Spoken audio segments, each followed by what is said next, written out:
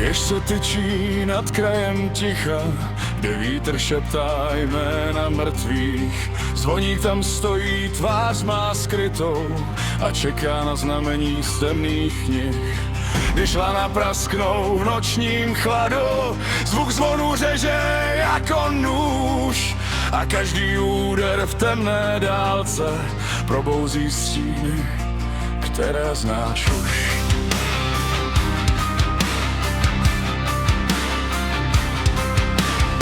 Když měsíc bledne, on ví, co přijde, v prstech má chlad, co láme dech. Kroky se blíží po staré dlažbě a v ozvěně zní dávný hřích. Zvoník se sklání k prastarému zvonu, v očích má oheň, co nikdy nespí. A když se věž rozechvěje nocí, osud se láme v jeho sevření. Když věž se chvěje v tichém stínu a noc se láme o starý kámen, zvoník už ví, že čas se blíží a poslední dech ztratí svůj plamen. Černý zvoník volá z výše, jeho zvon je v soutěžích.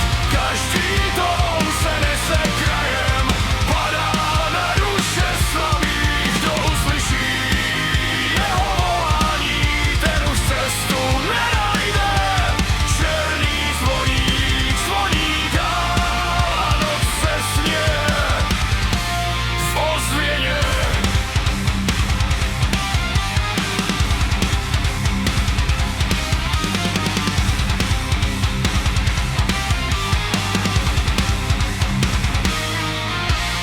V krajině mizí poslední světlo, když zvoník táhne za lano dál. Každý tón padá jak rozsudek ticha, jak kdyby sám čas o život stál. Lidé se modlí, ale marně, zvon zvěže volá jen ty, kdo jdou. A kdo se jednou stane jeho jménem, ten už se nikdy nevrátí domů.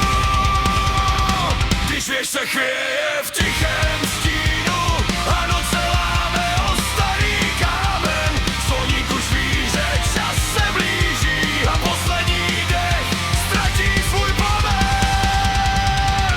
Černý zvoník volá z výše, jeho zvon je soudých hřích.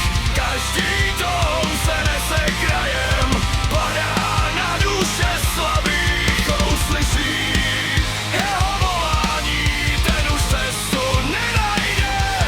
Černý zvoník zvoní dál a noc se směje v ozvěně.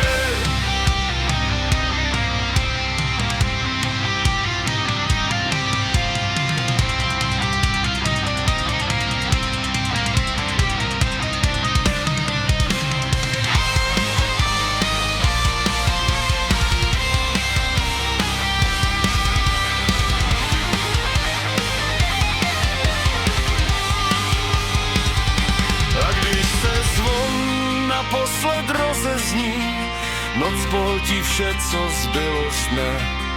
Zvoník se ztratí v prastarém šeru a ticho padá na kamenné stěny.